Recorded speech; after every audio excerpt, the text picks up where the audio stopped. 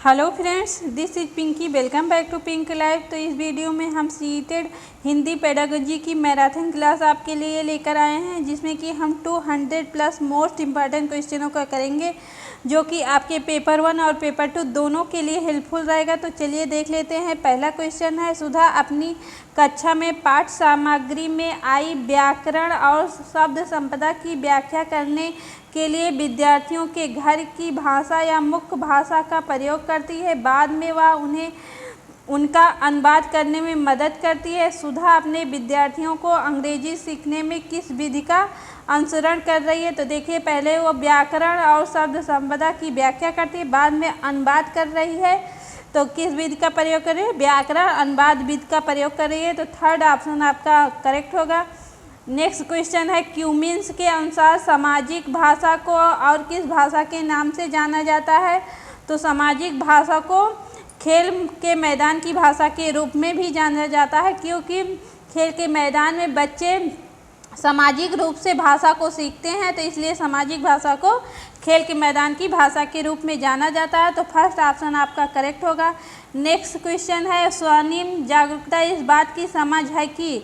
तो स्वर्णिम जागरूकता किस बात की समझ है? भाषा को ध्वनि को पहचाने जा सकता है, पृथक किया जा सकता है, स्थिति अनुसार ढाला जा सकता है, इसी बात की समझ है स्वर्णिम जागरूकता। तो आपका सेकेंड ऑप्शन यहाँ पे करेक्ट होगा। नेक्स्ट क्वेश्चन है, रेखा अपने विद्यार्थियों को आरंभ, मध्य और अंत की ध्वनियों को पृथक पृथक कर पहचानने में मदद कर रही है। इस तरह से वह उनके किस पहलू को मजबूत कर रही है? तो देखिए, यहाँ पे ध्वनियों को पृथक पृथक कर पहचानने में मदद कर रही है। तो इसमें किस पहलू को मजबूत कर रही है? ध्वन्यात्मक जागरूकता को मजबूत कर रही है। तो फर्स्ट ऑप्शन यहाँ पे करेक्ट होगा। इस तरह के क्वेश्चन को आप रिलेट करके अगर आंसरों को देखेंगे तो आपका जल्दी ही आंसर और करेक्ट आंसर होगा। तो देखिए, यहाँ पे ध्वनि है, तो यहाँ पे ध्वन्यात्मक जागरूकता, तो फर्स्ट ऑप्शन ही आपका करेक्ट होगा। नेक्स्ट क्वेश्चन है, समीना अपने विद्यार्थियों के लिए पठन के समय बहुत से चित्रों और दृश्यों का प्रयोग करती है। दृश्यात्मकता उसके विद्यार्थियों को किस तरह में से मदद करेगी? तो देखिए, हमें चित्रों और दृश्यों का प्रयोग कर रही है, तो दृश्यात्मकता उसके विद्यार्थियों को किस तरह मदद करेगी? तो सेकेंड ऑप्शन, पाठ सामग्री को बेहतर तरीके समझने के लिए और उसका चित्र बनाने में वो मदद होगा। तो देखिए, यहाँ पे चित्र है, यहाँ पे चित्रों और दृश्यों है, तो इस तरह यहाँ पे ही रिलेट कर लीजिए आप आंसर को। तो सेकेंड ऑप्शन आपका करेक्ट होगा। नेक्स्ट क्वेश्चन है, निर्देशित पठन विद्यार्थियों को उन पठन युक्तियों के विकास के माध्यम से पठन प्रक्रिया बेहतर अधिकार प्राप्त करने में मदद करता है। तो निर्देशित पठन क्या होता है? जो डिकोड करने और अर्थ निर्माण में मदद करता है। तो फर्स्ट ऑप्शन आपका करेक्ट होगा। नेक्स्ट क्वेश्चन है, अपने विद्यार्थियों को कहानी सुनाने के बाद रोजी उन्हें फ्लैश कार्ड देती है। वह विद्यार्थियों से कहती है कि उन्हें कहानी के क्रम को में व्यवस्थित करें। रोजी उनके किस कौशल का आकलन कर रही है? तो देखिए, यहाँ पे कहानी सुना रही है, तो किस कौशल का आकलन कर रही है? तो उनके श्रवण कौशल का आकलन कर रही है। तो यहाँ पे सेकेंड ऑप्शन आपका करेक्ट होगा। सुनाने में ही श्रवण कौशल का मतलब कि श्रवण कौशल का आकलन होगा, तो इसलिए सेकेंड ऑप्शन करेक्ट होगा। नेक्स्ट क्वेश्चन है, साधना परीक्षा प्रश्नों के कठिनाई स्तर को समझ रही है। एक प्रश्न के कठिन स्तर का मूल्य 90 है। साधना को इस प्रश्न का क्या करना चाहिए? तो पहला ऑप्शन है, इस प्रश्न को परीक्षा प्रश्न पत्र में रखना चाहिए, प्रश्न को परीक्षा प्रश्न पत्र में नहीं रखना चाहिए, यह प्रश्न सामान्यतः परीक्षा के लिए कठिन है, यह प्रश्न परीक्षा के लिए एक अच्छा प्रश्न है। तो देखिए, यहाँ पे कठिनाई स्तर 90 है, तो इतनी ज़्यादा कठिनाई स्तर का प्रश्न सम्मिलित नहीं किया जाता है बेसिक स्कूल के बच्चों के लिए, तो इसलिए यहाँ पे सम्मिलित नहीं किया जाएगा। इस प्रश्न को परीक्षा प्रश्न पत्र में नहीं रखना चाहिए। तो सेकेंड ऑप्शन यहाँ पे आपका करेक्ट होगा। नेक्स्ट क्वेश्चन है, बुनियादी अंतर्वैयक्तिक संप्रेषण कौशल बेसिक की अवधारणा किसके द्वारा दी गई थी? तो बेसिक की अवधारणा आपकी जिम क्यूमिन्स के द्वारा दी गई थी। तो फोर्थ ऑप्शन यहाँ पे करेक्ट होगा। नेक्स्ट क्वेश्चन है, गुरजीत अपने विद्यार्थियों को सामाजिक कौशल, सामाजिक भाषा सिखाना चाहती है, इसके लिए कौन सी युक्ति सर्वोत्तम होगी? तो सामाजिक कौशल और सामाजिक भाषा सिखाना चाहती है तो कौन सी युक्ति बेहतर होगी? तो रोल प्ले, जिसमें कि बच्चा जो है सामाजिक रूप से भाषा को सीखेगा और कौशलों को भी सीखेगा, तो इसलिए थर्ड ऑप्शन आपका करेक्ट होगा, रोल प्ले। नेक्स्ट क्वेश्चन है, भाषा अधिगम में मौन अवधि चुनौतीपूर्ण है या कथन है? तो यह कथन कैसा है? सही है, आंशिक रूप से सही है, गलत है, तथ्यात्मक रूप से सही नहीं है। तो देखिए यह चुनौतीपूर्ण होता है, ये आपका सही है, तो इसलिए फर्स्ट ऑप्शन आपका करेक्ट होगा। नेक्स्ट क्वेश्चन है, निम्नलिखित में से बुनियादी अंतर्वैयक्तिक संप्रेषण कौशल, बेसिक और संज्ञानात्मक अकादमिक भाषा निपुणता कल्प के बारे में क्या सही है? तो बेसिक और कल्प के बारे में आपको बताना है क्या सही है। बेसिक, कल्प बेसिक के लिए दूसरा शब्द है, कल्प बेसिक से भिन्न है, कल्प बेसिक से संबंधित नहीं है, कल्प बेसिक का विस्तार है। तो देखिए कल्प बेसिक से भिन्न है यहाँ पे, तो आपका सेकेंड ऑप्शन करेक्ट होगा। नेक्स्ट क्वेश्चन है, सुनकर याद कर लेने वाले, मौखिक निर्देशों को प्राथमिकता देने वाले और श्रवण व वाचन के माध्यम से सीखने वाले विद्यार्थी किस प्रकार के अधिगम को चाहते हैं? तो देखिए यहाँ पे सुनकर याद कर रहे हैं और मौखिक निर्देशों को प्राथमिकता दे रहे हैं, तो विद्यार्थी किस प्रकार के अधिगम को चाहते हैं? तो श्रव्य अधिगम को चाहते हैं, तो सेकेंड ऑप्शन करेक्ट होगा। अगला क्वेश्चन है, निम्नलिखित में से कौन सी शब्द रचना की प्रक्रिया? तो शब्द रचना की कौन सी प्रक्रिया है? तो गढ़न ये भी होगी, उद्घृत करना ये भी होगा, संयोजन भी होगा, मिलाना भी होगा। तो ABCD चारों ही आपकी शब्द रचना की प्रक्रिया होगी, तो फोर्थ ऑप्शन यहाँ पे करेक्ट होगा। नेक्स्ट क्वेश्चन है, यह किस आधार पर कहा जाता है कि अध्यापक को जहाँ तक संभव हो चुप रहना चाहिए और शिक्षार्थी को जहाँ तक संभव हो भाषा प्रयोग के अधिक से अधिक अवसर देने चाहिए? तो किस आधार पर कहा जाता है?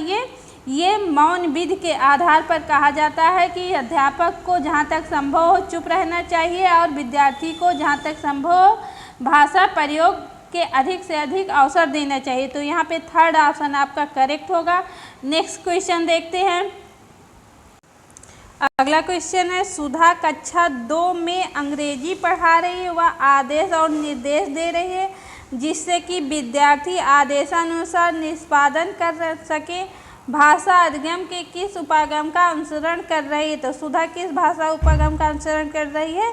तो आदेश और निर्देश दे रही है और साथ में अंग्रेजी भी पढ़ा रही है, तो यहाँ पे समग्र भौतिक प्रक्रिया का वह अनुसरण कर रही है, तो सेकेंड ऑप्शन आपका करेक्ट होगा। नेक्स्ट क्वेश्चन है, रितु चाहती है कि उसके विद्यार्थी शब्दों को सही तरह से लिख सके, शब्द रचना के किन तत्वों को समझने की ज़रूरत है? तो शब्दों को सही तरह से विद्यार्थी लिख सके तो शब्द रचना की किन तत्वों की ज़रूरत है?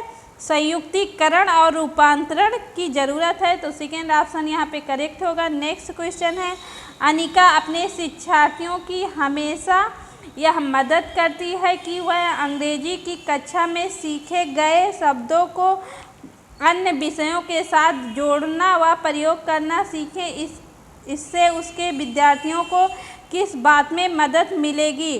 तो पहला ऑप्शन है अंग्रेजी भाषा के महत्व को पुनर्बलन, अंग्रेजी में सीखे गए तथ्यों को अन्य विषयों से संबद्ध कर पाना, थर्ड है भाषा अधिगम के प्रति अपने बने भय को दूर करना, अंग्रेजी की शब्द संपदा याद करना।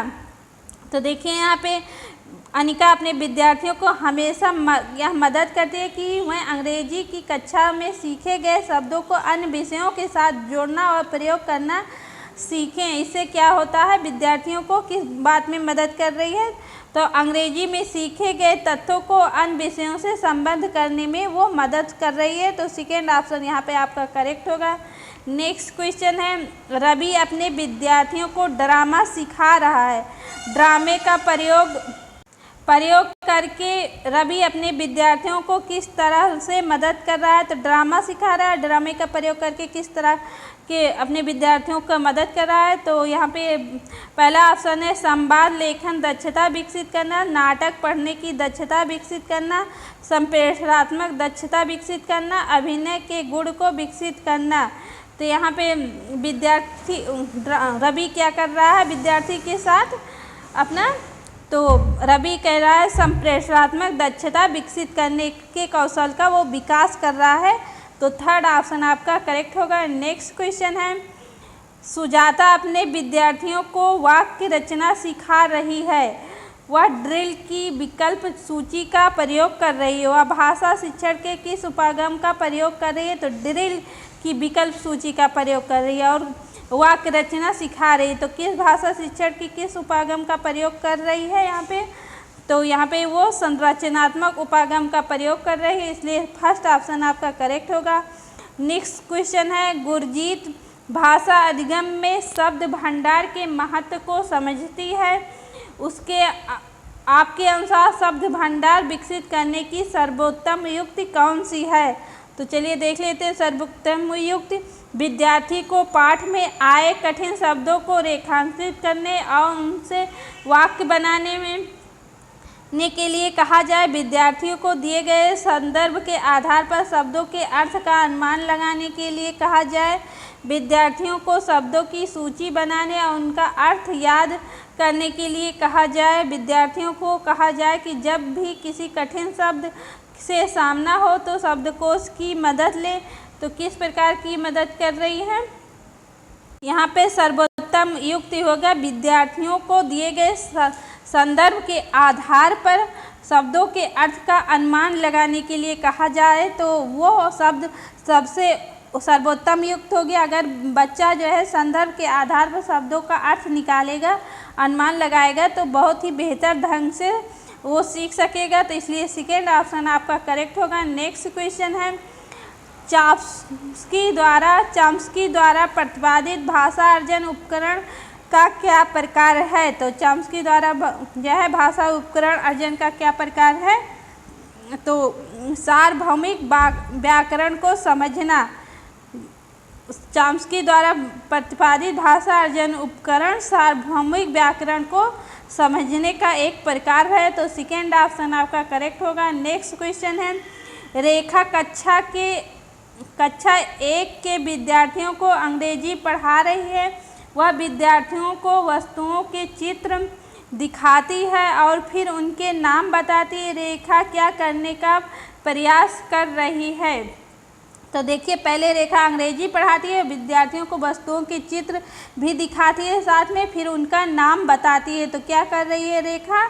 तो रेखा यहाँ पे विद्यार्थियों को नए शब्द सीखने में मदद कर रही है। पहले अंग्रेजी पढ़ा के उसका चित्र दे रही है, फिर उसका नाम बता रही है। तो यानी कि विद्यार्थियों को नए शब्द सीखने में मदद कर रही है। तो थर्ड ऑप्शन आपका करेक्ट होगा। नेक्स्ट क्वेश्चन देखते हैं भाषा अधिगम के संदर्भ में भाषा अर्जन उपकरण की अवधारणा किसके द्वारा प्रतिपादित की गई? तो भाषा अर्जन उपकरण की अवधारणा किसके द्वारा प्रतिपादित की गई? तो चॉम्स्की द्वारा भाषा अर्जन उपकरण की अवधारणा प्रतिपादित की गई। तो फोर्थ ऑप्शन आपका करेक्ट होगा। नेक्स्ट क्वेश्चन है निदा अपनी कक्षा में चीता चीता कविता का पठन गायन करवाने से पहले चीते पर चर्चा करती है। तो निदा क्या करने की कोशिश कर रही है? तो देखिए पहले वो पाठ पढ़ाती नहीं है, मतलब गायन जो करवाया जाता है उसको पहले नहीं करवाती है, पहले वो चर्चा करती है उस पर। तो इसमें अपने विद्यार्थियों के पूर्व ज्ञान को क्रियाशील बना रही है। तो पहले चर्चा करके उनके पूर्व ज्ञान जो है उसको क्रियाशील बना रही है निदा। तो इसलिए आपका फर्स्ट ऑप्शन यहाँ पे करेक्ट होगा। नेक्स्ट क्वेश्चन देखते हैं प्रतिस्थापन सूची किसके शिक्षण में इस्तेमाल की जाती है? तो प्रतिस्थापन सूची आपके व्याकरण शिक्षण में इस्तेमाल की जाती है। तो फर्स्ट ऑप्शन यहाँ पे करेक्ट होगा। नेक्स्ट क्वेश्चन है जोसेफ प्रथम पीढ़ी के शिक्षार्थियों जो पहली बार अंग्रेजी पढ़ रहे हैं को अंग्रेजी पढ़ाते समय द्विभाषिक शब्द सूची का प्रयोग करता है वह किस सिद्धांत का प्रयोग कर रहा है। तो पहले जो अंग्रेजी पढ़ा रहा, जो बच्चे पहली बार अंग्रेजी पढ़ रहे हैं उनको पढ़ाने के लिए वो द्विभाषिक सूची शब्द सूची का प्रयोग कर रहा है। तो वो जोसेफ किस सिद्धांत का प्रयोग कर रहा है, तो जोसेफ व्याकरण अनुवाद विधि का प्रयोग कर रहा है। व्याकरण में पहले जो जिस भाषा में बच्चे बोलते हैं उसको बताया जाता है, फिर उसके बाद जिस भाषा को हम सिखा रहे हैं उस भाषा में बताया जाता है। तो व्याकरण अनुवाद विधि का प्रयोग कर रहा है यहाँ पे जोसेफ। तो सेकेंड ऑप्शन आपका करेक्ट होगा। नेक्स्ट क्वेश्चन देखते हैं हम। रोमी कक्षा 3 को पढ़ाती है। पाठ्य पुस्तक में दिए गए नाटक के शिक्षण के समय रोमी को किस विधि का इस्तेमाल करना चाहिए जिससे कि उसके विद्यार्थी नाटक का आनंद ले सके। तो रोमी क्या है, कक्षा 3 के बच्चों को पढ़ा रही है और पाठ्य पुस्तक में दिए गए नाटक शिक्षण के समय रोमी को किस विधि का इस्तेमाल करना चाहिए। तो रोमी को यह भूमिका निर्वहन विधि का प्रयोग करना चाहिए। अगर बच्चे भूमिका निर्वहन करेंगे तो यानी कि उसमें एक्टिव रहेंगे और किसी कार्य को करके सीखेंगे, इसलिए आपका सेकेंड ऑप्शन आप करेक्ट होगा। नेक्स्ट क्वेश्चन है, सरसरी तौर पर पठन व बारीकी के पठन किसके उपकौशल हैं। तो पठन करने के कौन से उपकौशल है, तो यहाँ पे पठन किया जा रहा है तो पठन कौशल के उपकौशल है। सरसरी तौर पर पढ़ा जा रहा है, बारीकी से पढ़ा जा रहा है, तो किसके उपकौशल है, पठन के उपकौशल है। तो थर्ड ऑप्शन आपका करेक्ट होगा। नेक्स्ट क्वेश्चन है, निम्नलिखित में से कौन सी त्रुटि लेखन कौशल त्रुटि नहीं है। तो नहीं है, यहाँ पे आप इस चीज़ को ध्यान दीजिए, जो निगेटिव आपका होगा ऑप्शन वही आपका आंसर रहेगा। तो त्रुटि लेखन कौशल त्रुटि नहीं है। पत्र का गलत प्रारूप, विराम चिन्ह की त्रुटियां, स्वर शैली की त्रुटियां, वर्तनी की त्रुटियां। तो यहाँ पे स्वर शैली की त्रुटि आपकी कौशल त्रुटि नहीं होगी, तो आपका थर्ड ऑप्शन करेक्ट है। नेक्स्ट क्वेश्चन देखते हैं।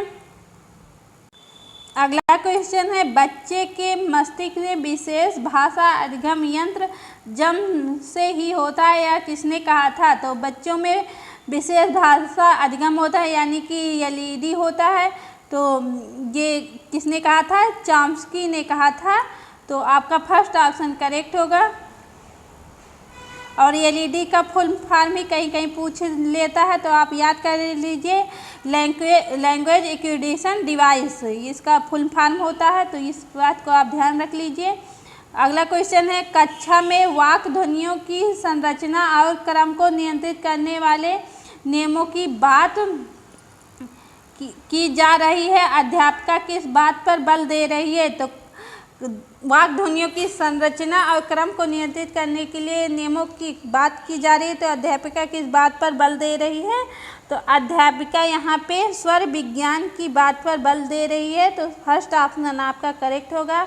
नेक्स्ट क्वेश्चन है, भाषा बच्चे के समग्र भौतिक विकास का सिर्फ एक पहलू है या कथन सीधे सीधे किससे संबंधित है। तो समग्र बौद्धिक विकास का सिर्फ एक पहलू है, यह कथन किससे सीधे सीधे संबंधित है आपका। तो यह किस कथन पियाजे द्वारा संबंधित है, क्योंकि पियाजे ने पहले संज्ञानात्मक ज्ञान को महत्व दिया, उसके बाद भाषा को महत्व दिया, इसलिए पियाजे द्वारा ये कथन कहा गया है। तो थर्ड ऑप्शन आपका करेक्ट होगा। नेक्स्ट क्वेश्चन है, अनुकरण विधि का प्रयोग करने से संबंधित कौन सा क्रम सही है। तो आपको क्रम बताना है अनुकरण विधि का प्रयोग करने से। तो अनुकरण विधि आपका होगा, पहले प्रत्यक्ष बोध होगा, फिर अनुकरण होगा, फिर प्रतिपुष्टि होगा, उसके बाद ड्रिल होगा। तो फर्स्ट ऑप्शन आपका करेक्ट होगा। नेक्स्ट क्वेश्चन है, वाचन यानी कि बोलना किसका प्रकार है। तो वाचन और बोलना किसका प्रकार है, भाषिक इंद्रियों का प्रकार है। तो सेकेंड ऑप्शन यहाँ पे आपका करेक्ट होगा। नेक्स्ट क्वेश्चन है, सार्वभौमिक व्याकरण की अवधारणा किससे संबंधित है। तो सार्वभौमिक व्याकरण की अवधारणा आपके चॉम्स्की द्वारा संबंधित है। तो थर्ड ऑप्शन आपका यहाँ पे करेक्ट होगा। नेक्स्ट क्वेश्चन है, अध्यापक कक्षा में इस बात पर अधिक ध्यान दे रही है कि विद्यार्थी ध्वनिग्राम और विभिन्न संरचनाओं की समझ अच्छी तरह से बना लें। अध्यापक किससे प्रभावित है? तो क्या कर रही है, किस पर ध्यान दे रही है? शिक्षार्थी ध्वनिग्राम और विभिन्न संरचनाओं की समझ अच्छी तरह बना ले। तो किससे प्रभावित है अध्यापिका? तो अध्यापिका यहाँ पे संरचनात्मक उपागम से प्रभावित है। तो देखिए यहाँ पे संरचनाओं है, तो यहाँ पे संरचनात्मक उपागम, इस तरह आप रिलेट करके भी क्वेश्चनों का आंसर दे सकते हैं आसानी से। तो नेक्स्ट क्वेश्चन देखते हैं। जब बच्चे शब्द हाव भाव के संयोजन के बाद दो शब्दीय वाक्यों जैसे माँ, जूता, दादी, साथ मैं भी आदि वाक्य द्वारा अभिव्यक्त करते हैं, तो यह किसका उदाहरण है? तो ये बच्चों के किसका उदाहरण है यहाँ पे? तो यहाँ पे बच्चे दो शब्दीय संक्षिप्त भाषा का प्रयोग कर रहे हैं, इसलिए फर्स्ट ऑप्शन आपका यहाँ पे करेक्ट होगा। नेक्स्ट क्वेश्चन है, निम्नलिखित में से कौन सी पहल विद्यार्थियों को अधिकांश मुख्य भारतीय भाषाओं की उल्लेखनीय एकता से परिचित करवाएगी? तो कौन सी पहल है जो अधिकांश मुख्य भारतीय भाषाओं की उल्लेखनीय एकता से परिचित करवाएगी? तो यहाँ पे एक भारत श्रेष्ठ भारत के अंतर्गत आपका अधिकांश मुख्य भारतीय भाषाओं की उल्लेखनीय एकता से परिचित करवाएगा। तो आपका सेकेंड ऑप्शन करेक्ट होगा। नेक्स्ट क्वेश्चन है, निम्नलिखित में से कौन सा संकेत कूट यानी कि संकेत या कूट को बनाने वाला इनकोडर है? तो पहला ऑप्शन है प्रेषक, संकेत, चैनल, ग्रहणकर्ता। तो यहाँ पे आपका फर्स्ट ऑप्शन प्रेषक जो होगा वो संकेत को बनाने वाला इनकोडर होगा। तो फर्स्ट ऑप्शन करेक्ट होगा। नेक्स्ट क्वेश्चन है, प्रत्येक व्यक्ति के पास भावनाएं, अनुभूतियां, विचार हैं और सभी अपने जीवन के अनुभवों को अभिव्यक्त करना चाहते हैं। भाषा के प्रयोग द्वारा व्यक्ति स्वयं को अभिव्यक्त करते हैं। इस स्थिति में भाषा का कौन सा प्रकार संलग्न है? तो पहला ऑप्शन है अभिव्यक्ति, सूचनात्मक, अंतःक्रियात्मक, संरचनात्मक। तो देखिए यहाँ पे अभिव्यक्ति है, तो फर्स्ट ऑप्शन में अभिव्यक्त दिया है, तो रिलेट कर लीजिए आप। तो फर्स्ट ऑप्शन ही आपका करेक्ट होगा। नेक्स्ट क्वेश्चन है, निम्नलिखित में से कौन सी तकनीक भाषा उच्चारण सिखाने के लिए प्रयुक्त नहीं की जा सकती है? तो भाषा उच्चारण किसके प्रयोग द्वारा नहीं सिखाया जा सकता? गीत गाना, कविता पाठ, स्वर पठन, कहानी लिखना। तो देखिए यहाँ पे गीत गाने पर भी बच्चा बोलेगा तो इससे उच्चारण करेगा, कविता पाठ तो इससे भी बच्चा बोलेगा और उच्चारण करेगा, स्वर पठन तो यहाँ भी बच्चा बोलेगा और उच्चारण करेगा, और कहानी लेखन में बच्चा जो है वो लिखेगा ना कि बोलेगा। तो इसलिए यहाँ पे उच्चारण का प्रयोग बच्चा नहीं करेगा, इसलिए आपका फोर्थ ऑप्शन करेक्ट होगा, क्योंकि इसमें नहीं वाला पूछा गया है तो नहीं वाला ही आपका आंसर होगा। तो फोर्थ ऑप्शन यहाँ पे करेक्ट है। नेक्स्ट क्वेश्चन देखते हैं, जब शिशु व्यंजन स्वर के मिश्रण की लंबी तान में स्वयं को अभिव्यक्त करते हैं, जैसे कि बा बा बा बा या ना ना ना ना, यह किसका उदाहरण है? तो यह बच्चे का बबलाना का उदाहरण है। तो सेकेंड ऑप्शन करेक्ट होगा। नेक्स्ट क्वेश्चन है, भाषा अधिगम समानता उद्दीपन प्रतिक्रिया संबंध का विषय है, जिसे प्रतिरूप अभ्यास, अनुकरण और कंठस्थीकरण द्वारा अर्जित किया जाता है। यह कथन किससे संबंधित है? तो किससे संबंधित है? यहाँ पे उद्दीपन प्रतिक्रिया संबंध का विषय है भाषा अधिगम, जिसे कि प्रतिरूप अभ्यास, अनुकरण और कंठस्थीकरण द्वारा अर्जित किया जाता है। तो यह कथन किससे संबंधित है? यह कथन आपके व्यवहारवादी सिद्धांत से संबंधित है। तो फर्स्ट ऑप्शन यहाँ पे आपका करेक्ट होगा। नेक्स्ट क्वेश्चन है,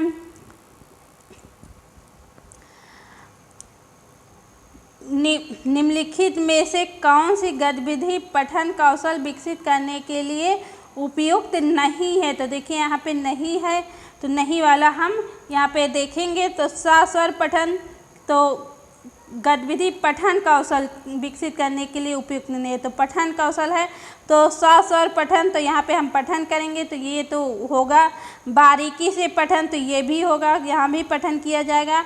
निष्कर्ष निकालने के लिए पठन, तो यहाँ भी पठन किया जाएगा, तो ये भी होगा। संक्षिप्त रूप का प्रयोग, तो देखिए यहाँ पे संक्षिप्त रूप का किसी चीज़ का प्रयोग किया जाएगा, तो वहाँ पर पठन नहीं किया जा सकता है, तो यहाँ पे नहीं वाला पूछा है, तो इसलिए फोर्थ ऑप्शन ही आपका करेक्ट होगा। नेक्स्ट क्वेश्चन देखते हैं। अगला क्वेश्चन है, बोली और लहजे के बारे में कौन सा कथन सही है? तो देख लेते हैं। बोली वास्तविक भाषा से संबंध रखती है, जबकि लहजा भाषा कैसे बोली जा रही है उस तरीके से संबंधित है। लहजा वास्तविक भाषा से संबंधित है, जबकि बोली भाषा बोलने के तरीके से संबंधित है। लहजा एक ही भाषा से के विविध रूप हैं जिनका व्याकरण भिन्न भिन्न होता है। बोली किसी व्यक्ति विशेष के उच्चारण का तरीका है। तो बोली और लहजे बोली और वास्तविक भाषा से संबंध रखती है, जबकि लहजा भाषा कैसे बोली जा रही है उस तरीके से संबंधित है। तो आपका फर्स्ट ऑप्शन यहाँ पे करेक्ट होगा। नेक्स्ट क्वेश्चन देखते हैं। निपुण भारत मिशन का उद्देश्य एक ऐसे लक्ष्य के रूप में सुनिश्चित किया गया है जिसे वर्ष 26 से 27 तक पूरा करना है। कक्षा 1 में साक्षरता के लक्ष्य इस तरह रखे गए हैं कि बच्चे कम से कम 2 से 3 वर्णों वाले सरल शब्द पढ़ पाएँ। आयु उपयुक्त अपरिचित पाठ सामग्री में आए कम से कम 4 से 5 सरल शब्दों वाले छोटे वाक्य पढ़ पाएँ। प्रतिदिन 45 से 60 शब्द अर्थ रहित पढ़ पाएँ। प्रति मिनट कम से कम 60 शब्द अर्थ सहित पढ़ पाएँ। तो देखिए अर्थ सहित यहाँ पे बताया गया है, इसलिए दोनों ही ऑप्शन आपका इनकरेक्ट होगा। सेकेंड ऑप्शन आयु उपयुक्त अपरिचित पाठ सामग्री में आए कम से कम 4 से 5 सरल शब्दों वाले छोटे वाक्य पढ़ पाएँ। बच्चे जो है कक्षा 1 के हैं, साक्षरता के लक्ष्य रखे गए हैं कि इसके लिए 4 से 5 सरल शब्दों को छोटे बच्चे पढ़ पाएँ, इसलिए सेकेंड ऑप्शन यहाँ पे आपका करेक्ट होगा। नेक्स्ट क्वेश्चन है, कक्षा 3 की अध्यापिका ने अपने विद्यार्थियों के श्रवण कौशल का आकलन करना है, उसे इसके लिए किस गतिविधि का संचालन करना चाहिए? तो जो कक्षा 3 की अध्यापिका है अपने विद्यार्थियों में श्रवण कौशल का विकास करना चाहती है, आकलन करना चाहती है, तो उसे किस विधि का प्रयोग करना चाहिए? तो पहला ऑप्शन है पढ़ी गई सामग्री से शब्दों का अर्थ बताने के लिए कहना, सुनाई गई कहानी पर चित्र बनाने के लिए कहना, विद्यार्थी को 4-5 वाक्यों में स्वयं का परिचय देने के लिए कहना, दिखाए गए चित्र का 3 वाक्यों में वर्णन करने के लिए कहना।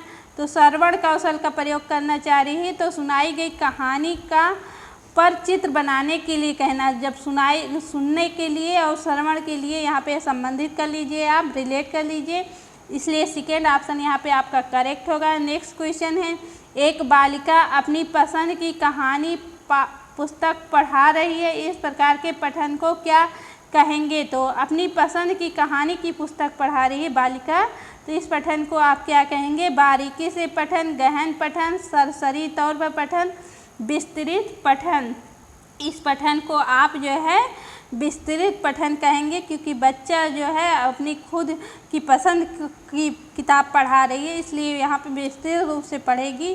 फोर्थ ऑप्शन करेक्ट होगा। नेक्स्ट क्वेश्चन है, कक्षा 4 की अध्यापिका प्रक्रिया आधारित लेखन उपागम का प्रयोग कर रही है। लेखन पूर्व गतिविधि के दौरान वह किस युक्त का अनुसरण कर रही है? तो लेखन के पूर्व वह किस गतिविधि का उपयोग कर रही है? मानस मंथन, समीक्षा करना और संपादन करना, पुनरावृत्ति करना।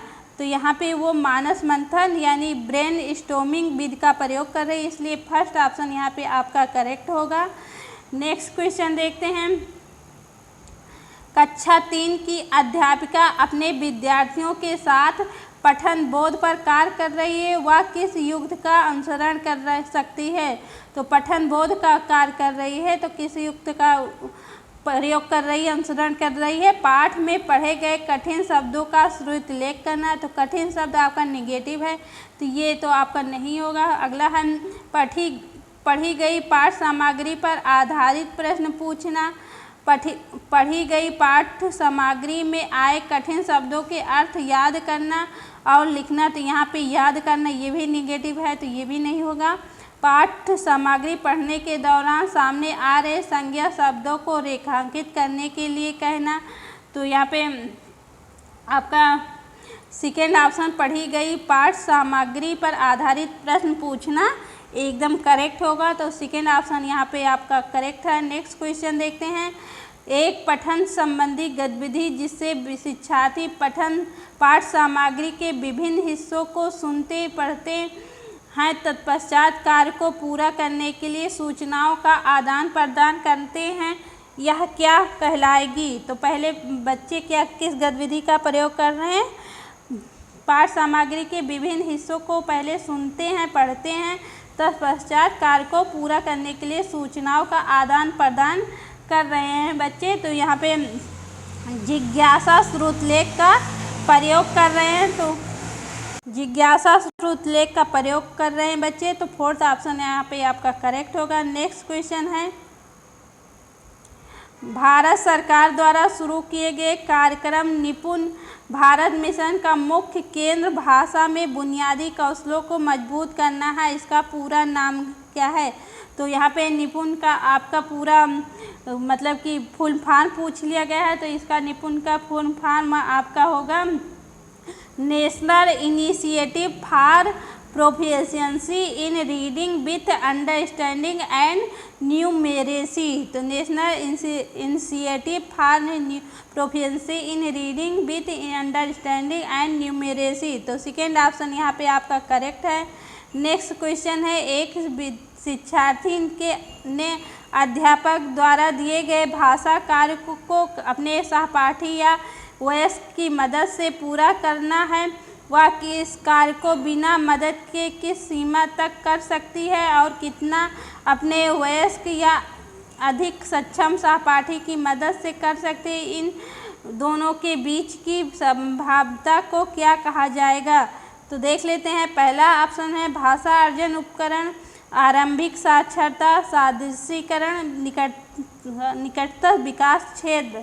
तो इस तरह की भाषा को आप निकटतम विकास क्षेत्र कहेंगे, क्योंकि यहाँ पे मदद कर रही है, पहले थोड़ा बहुत मदद कर रही है, तो इसलिए निकटतम विकास का क्षेत्र कहा जाएगा। फोर्थ ऑप्शन आपका करेक्ट है। नेक्स्ट क्वेश्चन देखते हैं। मुद्रित समृद्ध परिवेश का सृजन भाषा अधिगम में मदद करता है। कक्षा में इस प्रकार का परिवेश सृजित करने के लिए अध्यापक को क्या करना चाहिए? तो देखिए यहाँ पे मुद्रित समृद्ध परिवेश का सृजन भाषा अधिगम में मदद कर रहा है, तो किस प्रकार का परिवेश सृजित करने के लिए अध्यापक को क्या करना चाहिए? तो यहाँ पे अध्यापक को विद्यार्थियों को पुस्तक व अन्य पाठ सामग्री पढ़ने के अवसर देना चाहिए। तो देखिए यहाँ पे अवसर आपका पॉजिटिव है, तो पॉजिटिव में ही आपका आंसर पूछा गया है, इसलिए फर्स्ट ऑप्शन ही आपका करेक्ट होगा। नेक्स्ट क्वेश्चन देखते हैं। निम्नलिखित में से कौन सा क्रम प्रथम भाषा अर्जन के चरणों का सही क्रम है? तो यहाँ पे आपको सही क्रम पहचानना है, तो चलिए देख लेते हैं सही क्रम। तो पहले बबलाना, बच्चा पहले बबलाता है, फिर 2 शब्दीय वाक्य चरण बोलता है, फिर 1 शब्दीय वाक्य चरण बोलता है, संक्षिप्त वाक्य चरण बोलता है। तो फर्स्ट ऑप्शन ही आपका सही क्रम में है। तो अगला क्वेश्चन है। यह विचार कि मनुष्य सहजात भाषा अर्जन उपकरण के साथ जन्म लेते हैं किसके द्वारा प्रतिपादित की गई है? तो सहजात भाषा अर्जन उपकरण का प्रयोग जो है नाम चॉम्स्की द्वारा किया गया था। तो सेकेंड ऑप्शन यहाँ पे आपका करेक्ट होगा। नेक्स्ट क्वेश्चन है। नए शब्द समझती है और उनका प्रयोग करती है, या रूब्रिक किसका आकलन करेगा? तो क्या कर रही है? नए शब्द समझ रही है, उनका प्रयोग भी कर रही है, तो यह रूब्रिक किसका आकलन करेगा? तो यह जो है आपका शब्द भंडारण का आकलन का प्रयोग कर रहा है, तो फोर्थ ऑप्शन यहाँ पे आपका करेक्ट होगा। नेक्स्ट क्वेश्चन है। निम्नलिखित में से कौन सी गतिविधि बच्चों के वाचन कौशल के आकलन हेतु प्रयुक्त नहीं की जानी चाहिए। तो बच्चों के आकलन हेतु प्रयोग नहीं की जानी चाहिए। पढ़े गए पाठ से शब्दों के अर्थ बताओ। आप जिस परिधान को बहुत अधिक पसंद करते हैं उसके बारे में बताओ। तो नहीं वाला आपको जो है बताना है। तो पहले नहीं वाला ही हम ढूंढेंगे। तो पसंद करते उसके बारे में बताओ, ये तो आपका होगा सेकंड वाला। अपने आप 4 से 5 वाक्यों में परिचय दो, तो ये भी होगा। दिखाए जा रहे चित्र का 3 वाक्यों में वर्णन करो, तो ये भी होगा आपको। पढ़े गए पाठ से शब्दों के अर्थ बताओ, ये आपका आकलन है तो प्रयुक्त नहीं होगा। तो आपका फर्स्ट ऑप्शन ही करेक्ट है। नेक्स्ट क्वेश्चन है, वह कौन सा भाषा विकार है जिसमें व्यक्ति उचित तरीके और उचित क्रम से शब्द नहीं रख पाता है? यह भाषा बोलने और समझने के तरीके को प्रभावित करती है। तो किस तरीके को प्रभावित कर रही है? डिस्प्रेक्सिया, डिस्फ्रेजिया, डिस्थ्रिया, डिसकैल्कुलिया। तो देखिए डिसकैल्कुलिया आपके गणना से संबंधित होता है और यहाँ पे उचित तरीके से भाषा उचित क्रम से शब्द नहीं रख पाता है। तो यहाँ पे डिस्फ्रेजिया का मतलब कि प्रभावित है बच्चा डिस्फ्रेजिया से, इसलिए सेकेंड ऑप्शन यहाँ पे आपका करेक्ट होगा। नेक्स्ट क्वेश्चन देखते हैं। अगला क्वेश्चन है, भारत में विद्यालय शिक्षा के संदर्भ में बहुभाषावाद के लिए कौन सा कथन सही है? तो बहुभाषावाद के लिए यहाँ पे आपका पूछा गया है। तो बहुभाषावाद का प्रयोग भाषाओं और विषयों के शिक्षण अध्ययन के लिए एक संसाधन के रूप में होना चाहिए। बहुभाषिक कक्षाओं का यह उद्देश्य है कि सभी विद्यार्थी जहां तक संभव हो अधिक से अधिक भाषाएं सीख सकें। बहुभाषिक कक्षा में प्रत्येक विद्यार्थी को अंग्रेजी सीखनी चाहिए और अंग्रेजी के माध्यम के विद्यालय में पढ़ना चाहिए। तो ये तो आपका नहीं होगा। बहुभाषिक कक्षा में प्रत्येक बच्चे को मातृभाषा से शुरू करने हेतु हिंदी और फिर अंग्रेजी, इस तरह से 3 भाषाएं सिखानी चाहिए। तो ये भी आपका नहीं होगा। बहुभाषावाद का प्रयोग भाषाओं और विषयों के शिक्षण अध्ययन के लिए एक संसाधन के रूप में होना चाहिए। संसाधन यहाँ आपका पॉजिटिव टैग वर्ड है, तो इसलिए फर्स्ट ऑप्शन ही आपका करेक्ट होगा।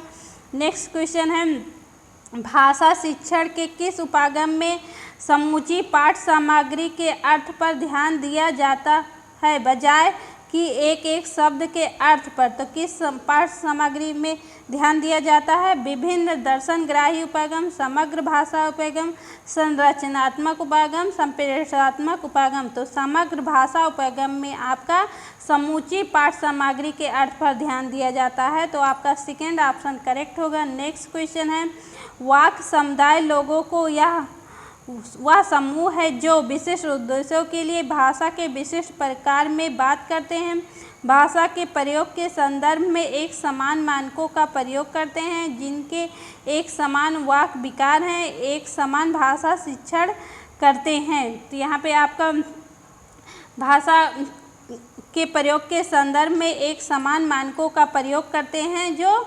वह वाक् समुदाय लोगों का वह समूह होता है। तो आपका सेकेंड ऑप्शन करेक्ट होगा। नेक्स्ट क्वेश्चन है, कक्षा 5 की अध्यापिका अपने विद्यार्थियों को कहानी सुनाते समय रचनावादी उपागम का प्रयोग करती है।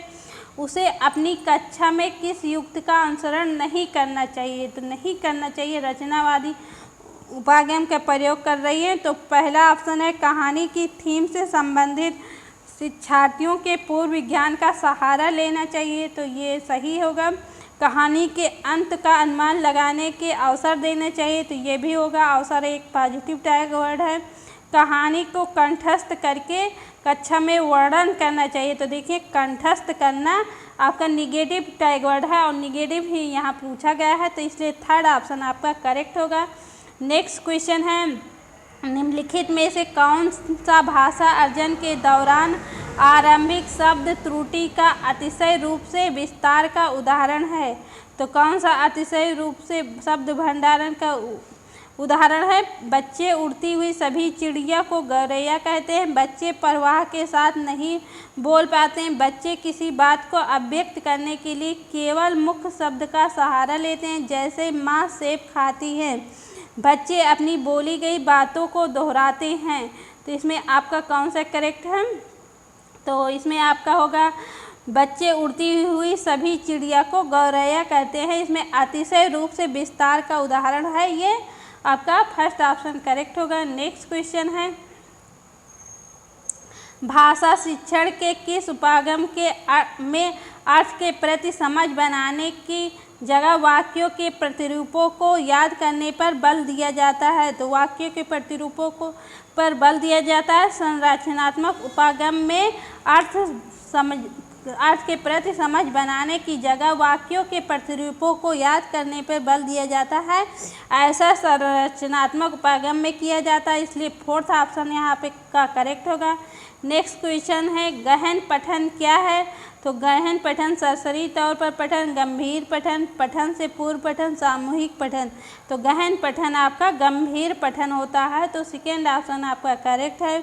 नेक्स्ट क्वेश्चन है, निम्नलिखित में से कौन सा डिस्थीरिया का लक्षण है? तो डिस्थीरिया देख लेते हैं, लेखन में कठिनाई, ध्वनि, वर्ण या शब्दों का दोहराव या लंबी तान में बोलना, मांसपेशियों की कमजोरी के कारण ध्वनि निकालने में जीभ और ओठ के समन्वयों में कठिनाई, जिन शब्दों को बच्चों सुनते व पढ़ते हैं उन्हें समझने में कठिनाई। तो डिस्थीरिया का उदाहरण है मांसपेशियों की कमजोरी के कारण ध्वनि निकालने में जीभ और ओठ के समन्वयों में कठिनाई। तो थर्ड ऑप्शन आपका करेक्ट होगा। नेक्स्ट क्वेश्चन है, निम्नलिखित में से कौन पठन का उपकौशल नहीं है? तो उपकौशल आपको बताना है नहीं है। संबंध स्थापित करना, अनुमान लगाना, अंतःक्रिया करना, विश्लेषण करना। तो अंतःक्रिया करना आपका पठन का उपकौशल नहीं होगा, इसलिए थर्ड ऑप्शन आपका करेक्ट है। नेक्स्ट क्वेश्चन है, पठन के बारे में निम्नलिखित कथन पढ़कर सही विकल्प का चयन करें।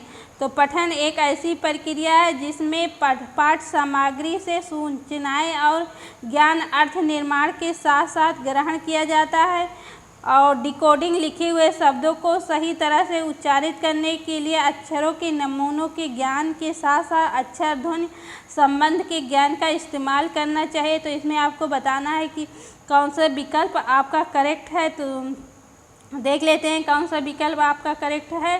तो आपका जो है ए सही है, लेकिन आपका बी वाला गलत है। तो देख लेते हैं, ए सही लेकिन बी गलत, आपका सेकेंड ऑप्शन यहाँ पे करेक्ट होगा। नेक्स्ट क्वेश्चन है, कक्षा 2 की अध्यापिका अपनी कक्षा में मुद्रित समृद्ध परिवेश का सृजन करना चाहती है, वह निम्नलिखित में से कौन सा कार्य करवा सकती है? तो मुद्रित समृद्ध परिवेश का सृजन कर रही है, तो कौन सा कार्य करेगी? दीवार पर उपयुक्त ऊंचाई पर कहानी और पोस्टर लगाना, बच्चों को कहानियाँ सुनाना, कक्षा की दीवारों को सजाने के लिए दीवार पर फूल और पशुओं के चित्र चिपकाना, मुद्रित लिपि के अनुसार बच्चों को लिखने के लिए कहना। तो मुद्रित समृद्ध परिवेश का सृजन जब होगा उस समय जब दीवार पर उपयुक्त ऊंचाई पर कहानी और पोस्टर लगाए जाएंगे।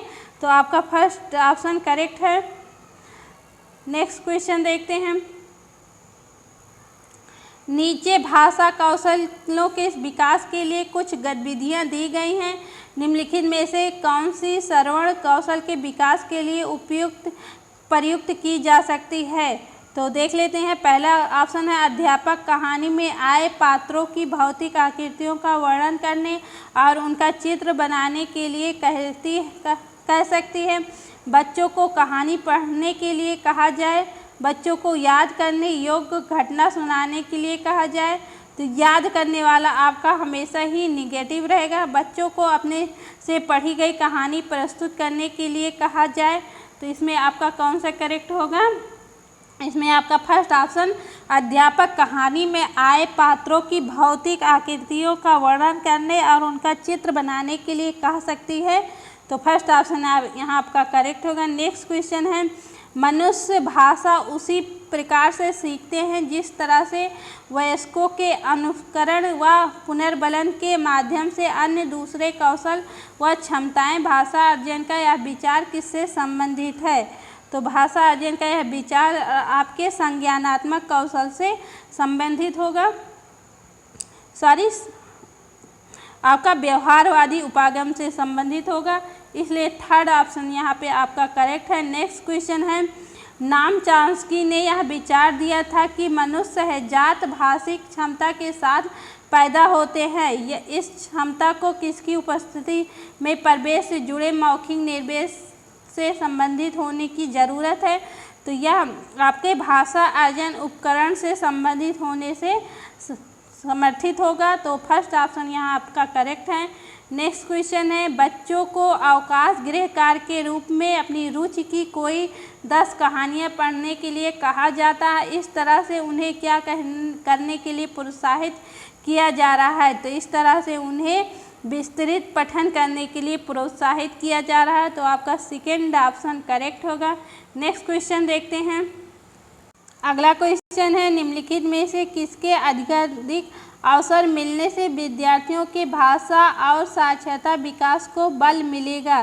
तो किससे भाषा और साक्षरता विकास को बल मिलेगा? बच्चे पर बोझ डाले बगैर सीमित संसाधनों से सहज लेखन और वाचन के बहुविध तरीकों से। जिन विद्यार्थियों का विकास पहले से अच्छा है उनके लिए गतिविधियों का अनुकूलन करके कक्षा में पठन कोना सृजित कर वहाँ पुस्तकें रख के, तो इससे किसमें अधिक अवसर मिलेगा बच्चों को?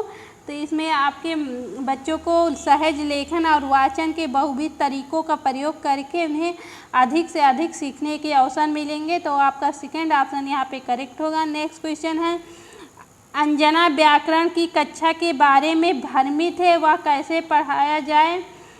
आप उसे व्याकरण शिक्षण का कौन सा सर्वोत्तम तरीका सुझाना चाहेंगे? तो व्याकरण के नियम कैसे बनते हैं इसकी व्याख्या करना, स्वाभाविक विमर्श के दौरान व्याकरण के नियमों को प्रस्तुत करना, यदि व्याकरण में कोई अपवाद है तो सबसे पहले उसकी व्याख्या करना, व्याकरण की भूमिका व महत्व का वर्णन करना। तो ये इसमें आप कौन सी विधि उसके लिए सुझाएंगे व्याकरण पढ़ाने के लिए?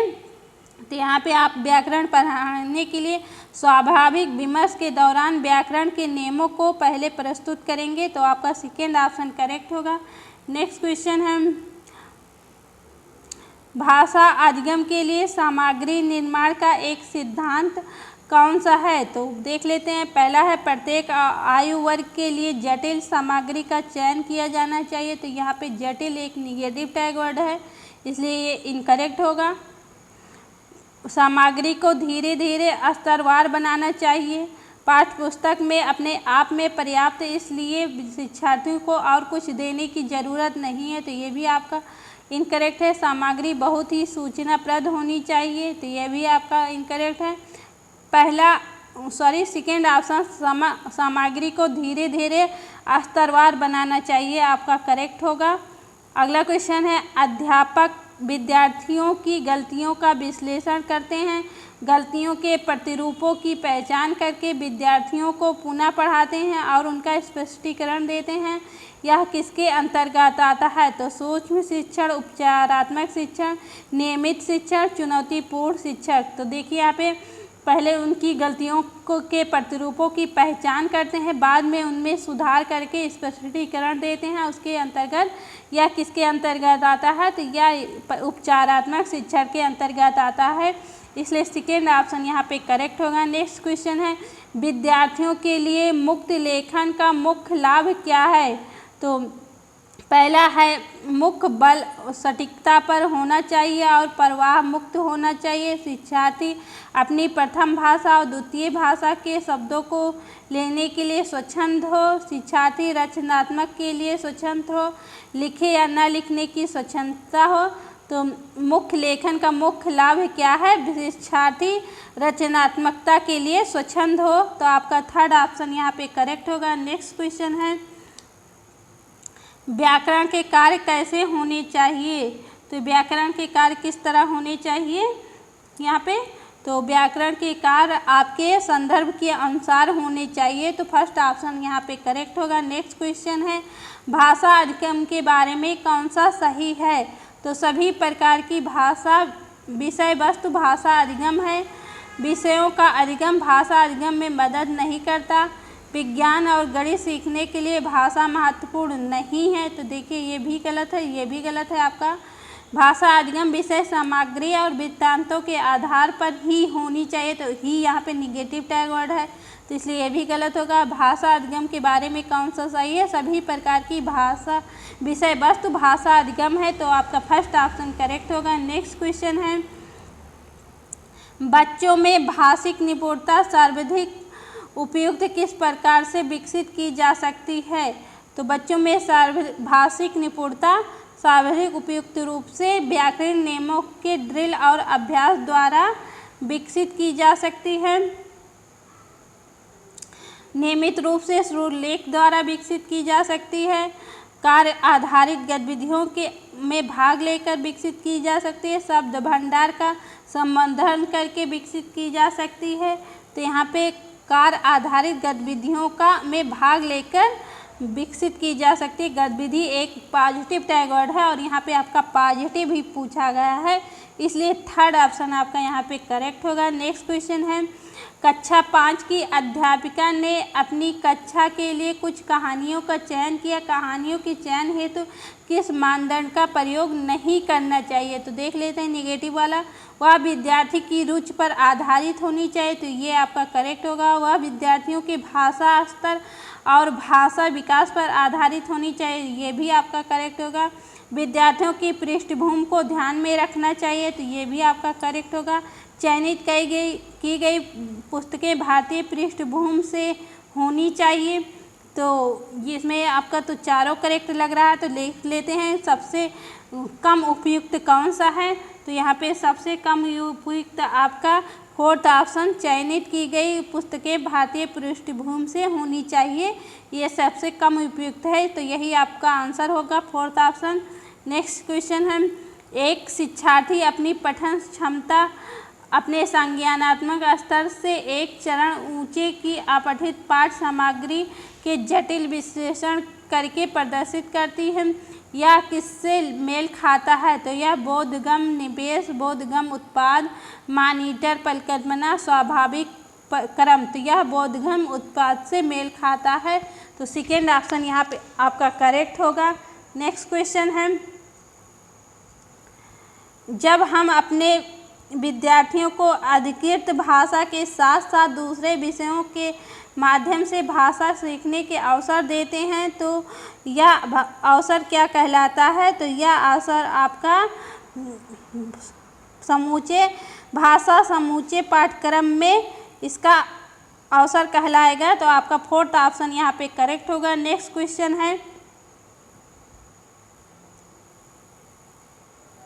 भाषा के आकलन में निदानात्मक परीक्षणों का प्रयोग किसके लिए किया जा सकता है? तो निदानात्मक परीक्षणों का प्रयोग उपचारात्मक शिक्षण की योजना बनाने के उद्देश्य से विद्यार्थियों की कमियों का पता लगाने के लिए और विशिष्ट कार्यक्रमों के लिए शिक्षार्थी की उपयुक्तता का आकलन करना, कैंपस प्लेसमेंट देने के लिए निपुणता की परीक्षा लेना, भाषा प्रयोग के लिए विद्यार्थियों की क्षमता की जांच करना, तो इसमें निदानात्मक परीक्षण का प्रयोग किसके लिए किया जाएगा?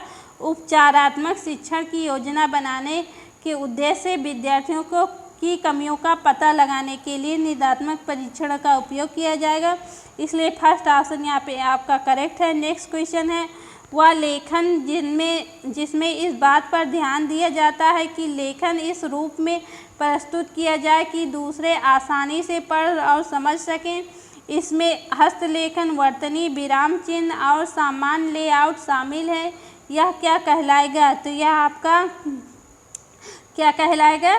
तो यह आपका प्रतिलेखन कहलाएगा, सेकेंड ऑप्शन करेक्ट होगा। नेक्स्ट क्वेश्चन है, साझा पठन के लिए अध्यापक के रूप में आप क्या करेंगे?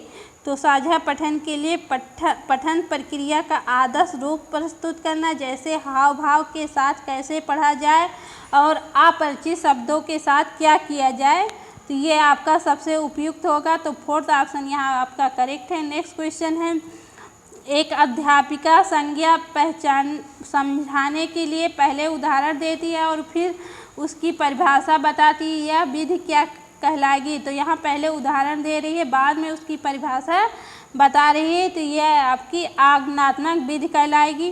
तो यहाँ पे आपका फर्स्ट ऑप्शन यहाँ आपका करेक्ट है। आज के वीडियो में इतना ही। वीडियो पसंद आया हो तो लाइक कर दीजिएगा और चैनल पर पहली बार आए हैं तो चैनल को सब्सक्राइब कर दीजिए।